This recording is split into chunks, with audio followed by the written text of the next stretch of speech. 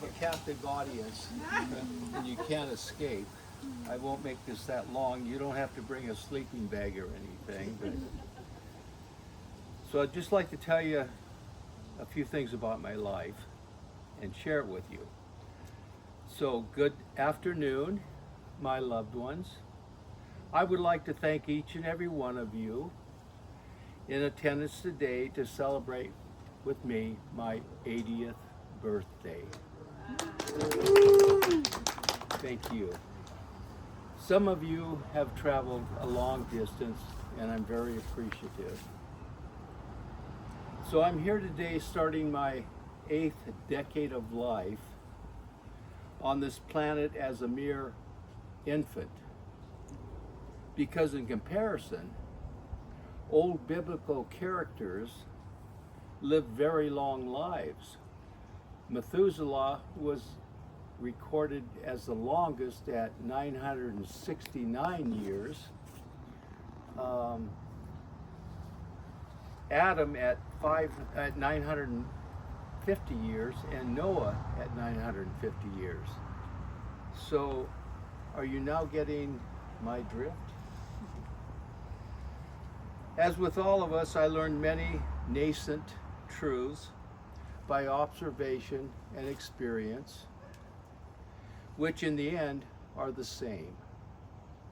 As our bodies age and fade, our senses become sharper and more accurate in compensation for this change, allowing us to adapt to changing times, changing environments, and awareness. I want to speak to you today, not just only from my heart, but from my spirit and soul. Some of what I want to share with you is going to be philosophical, but also pragmatic. I believe Jesus has provided me an extended life in this world, not just for me, but to share my love and guidance to all of you loved ones. Once upon a time, the miracle of life began for an infant boy named William Joseph Hoffard. My family consisted of my father, mother, and 3 older sisters. 2 of them were twins. We practiced our faith in the Roman Catholic Church and attended parochial Catholic school. When I was about 5 or 6 years old, I still remember lying in the top bunk of my bed one night as I experienced this transcendental or supernatural occurrence.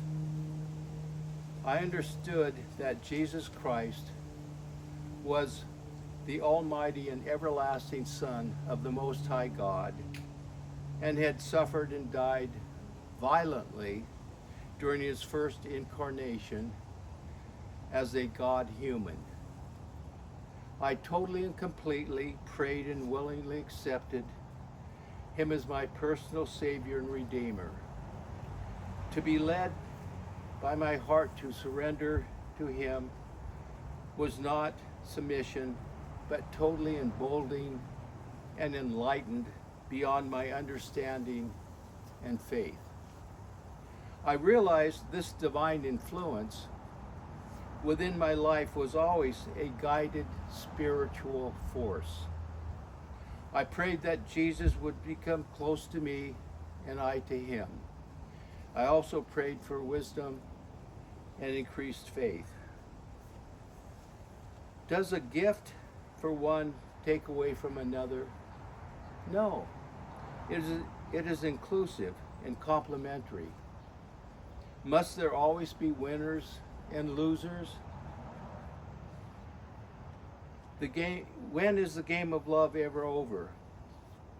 Throughout my life, during times of relaxation, I start asking questions that I know I cannot answer.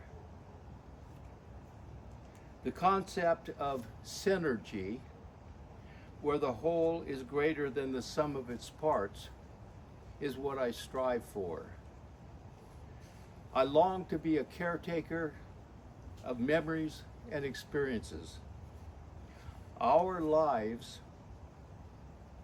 are the containers and vessels of our forever loves, sealed within the constraint of time. We can x-ray the human body, but we cannot x-ray the spirit and soul. They are an enigma without total understanding and or resolution. I'm in an area here that's not very open. There we go. That's better. You see, to be sentimental is not to be naive.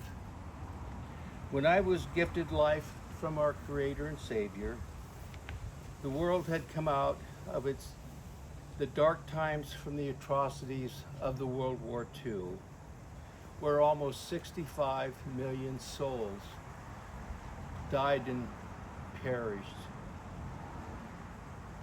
and countless others were wounded, injured emotionally, physically, and mentally from most nations and continents of the world. Then came the Korean War and the Vietnam War, and sadly, so many other wars. We have always lived in a world of imperfect human beings, some choosing goodness and love, and many choosing hatred and evil. As I seek out truth, it no longer burdens me, but it excites me. My shadow no longer follows me, but instead the light comes from behind me, not to blind me, but to guide me. What one sees as logical, another sees as tyrannical. If we weaponize our minds and thoughts, it will always return to haunt us. As we age, life's disappointments are no longer insurmountable heartaches, but instead teaching experiences guiding us to love and wisdom. During my life, I was very blessed and privileged to have talked in detail with 3 different individuals who had experienced a near-death experience, a near-death trauma, but had returned to life. They explained to me in their out-of-body experience, while in the spirit world, the unbelievably beautiful, vibrant colors appearing to be alive and active, the ethereal music, total communication without speech or words, and the feeling of all-consuming love from this immortal being, this immortal God, who radiated the brightest and purest white light in all directions. All 3 of these individuals pleaded with this immortal God to stay and not have to return. Not one of them ever feared death again.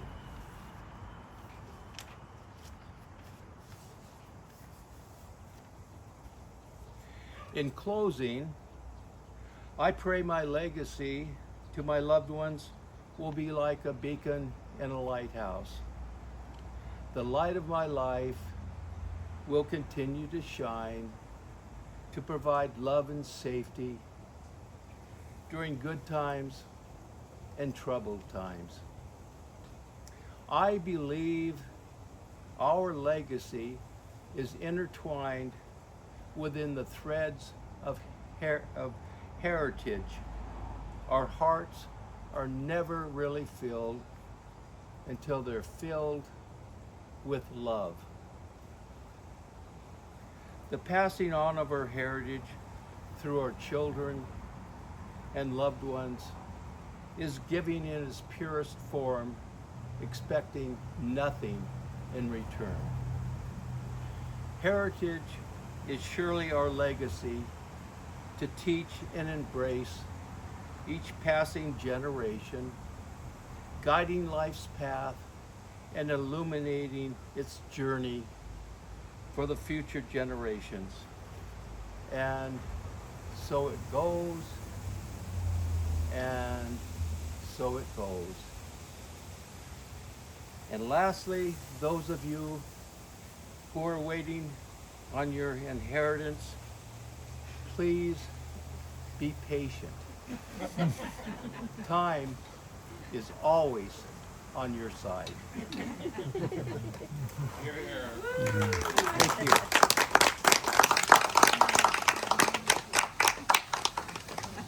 This man a drink. Is it a bad time to say we start a happy birthday song to the man? David, let's get us started on a happy birthday song. You got the voice. Happy Birthday to you. Happy birthday to you. Happy birthday, dear William. Happy birthday to you.